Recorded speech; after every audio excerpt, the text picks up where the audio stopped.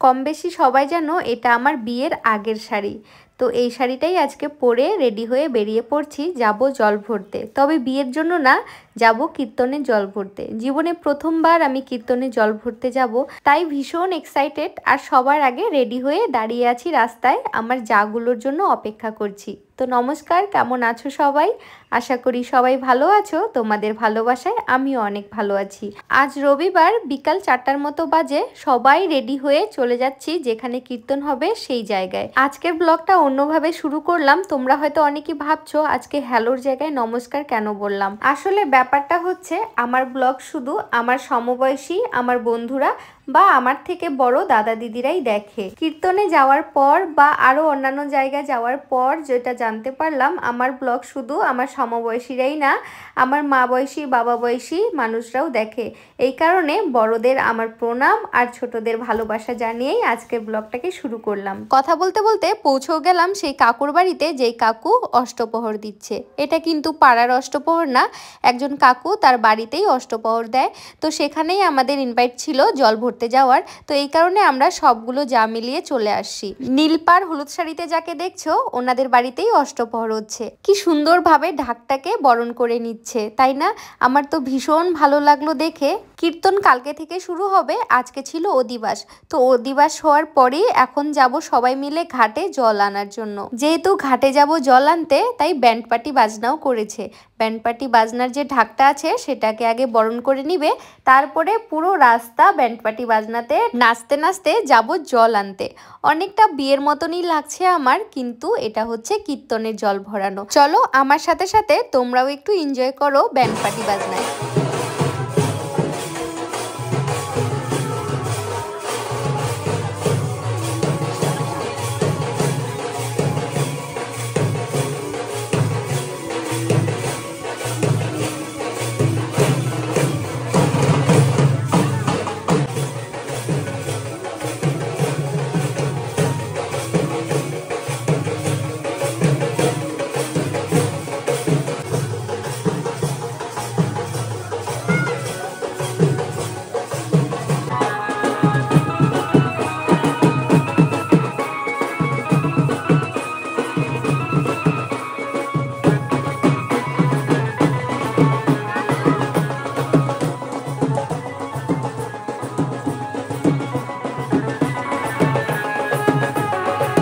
ঘাটে পৌঁছতে পৌঁছতে সন্ধ্যা 6টার মতো বেজে গেছে, আর চারিদিকটা কি অন্ধকার হয়ে এসছে। আর রাস্তাও তো অনেকটা, হেঁটে আসতে আসতে সময় তো লাগবেই।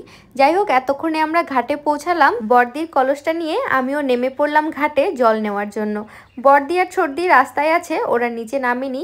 রণ সুজু সাথে আসছে, তো ওরা নিচে নামলে আবার দুষ্টুমি করবে আর কাদা লেগে যাবে, এই কারণে ওদেরকে রাস্তায় রাখছে। তো আমাকে বর্দি বলল, তুই গিয়ে কলসটাতে জল নিয়ে আয়।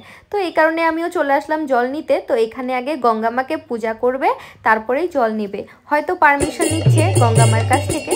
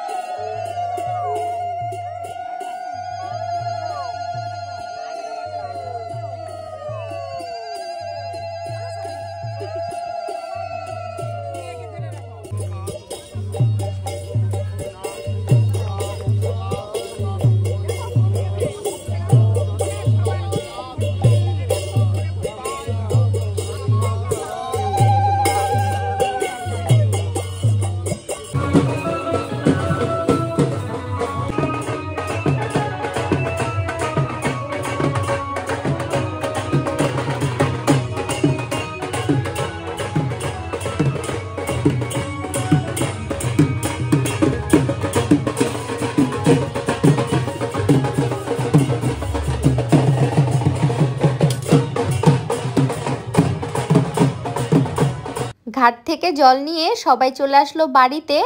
আর সবাইকে কত সুন্দর লাগছে না, দেখো কি সুন্দর রামধনুর মতো কালারের শাড়ি পরছে সবাই, ভীষণ ভালো লাগছে। আর সত্যি কথা বলতে আমার তো ভীষণ ভালো লাগলো। আগে কোনো দিনই আমি এরকম কীর্তনে জল ভরতে যাইনি যদিও, কিন্তু আমি কীর্তনে গিয়েছি, কীর্তন শুনতে আমার ভীষণ ভালো লাগে। আমাদের ওখানে যতবারই অষ্টপ্রহর হতো তো আমি প্রায় মাঝে মধ্যে যেতাম, কিন্তু এরকম জল আনতে কোনো দিনই যাইনি। কত সৌভাগ্য আমার এমন একটা অনুষ্ঠানে যোগদান করতে পারলাম। আর এই দেখো জল ভরা কলসিগুলো সব তুলসী তলায় রেখে দিয়েছে, জানি না সেগুলো কি করবে। আমার তো মনে হয় গপুকে সেই জল দিয়ে স্নান করানো হবে।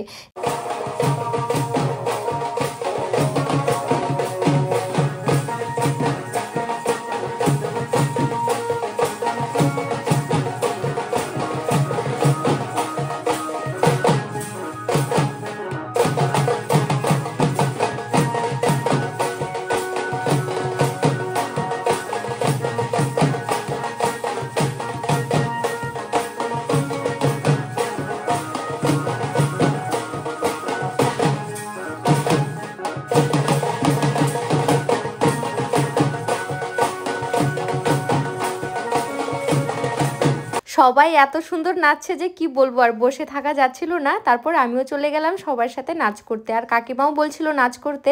তোমাদের মনে আছে সুজুর বার্থডে দিন আমি একটা কথা বলেছিলাম যে সুজুকে একজন দিদি ড্রেস দিয়ে গেছে, নেপালি দিদি, ভীষণ ভালোবাসে বাচ্চাগুলোকে।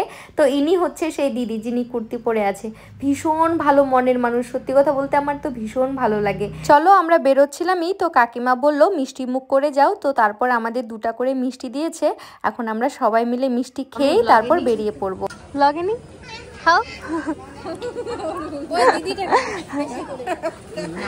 হ্যাঁ হরে কৃষ্ণ খায় হরে কৃষ্ণ। হ্যাঁ বলো হরে কৃষ্ণ। আমার শ্বশুরবাড়ির পাড়ার লোকেদের সাথে এখনও ঠিকমতো আমার পরিচিত হয়নি, তাই সবার সাথে আমি পরিচিত হচ্ছিলাম। আর ইনি হচ্ছেন সেই কাকিমা যিনি বলছেন আমার ব্লগ দেখে আমার ব্লগ নাকি ওনাকে ভীষণ ভালো লাগে। সত্যি কথা বলতে কাকিমাটাও ভীষণ ভালো। আমার সাথে আগে দেখা হয়েছিল, কিন্তু এবার ফার্স্ট কথা হলো, কথা বলে আমার ভীষণ ভালো লাগলো। আর ভীষণ ভালো মনের মানুষ। চলো আমরা এখন চলে যাচ্ছি বাড়ির দিকে। বাড়ি ফিরতে ফিরতে তো 8টা বেজে গেছে। চলো তাহলে আজকের ব্লগটা এখানে শেষ করি। ভালো লাগলে লাইক কমেন্ট শেয়ার অবশ্যই করো। দেখা হবে পরের একটি ব্লগে। টাটা, ভালো থেকো সবাই।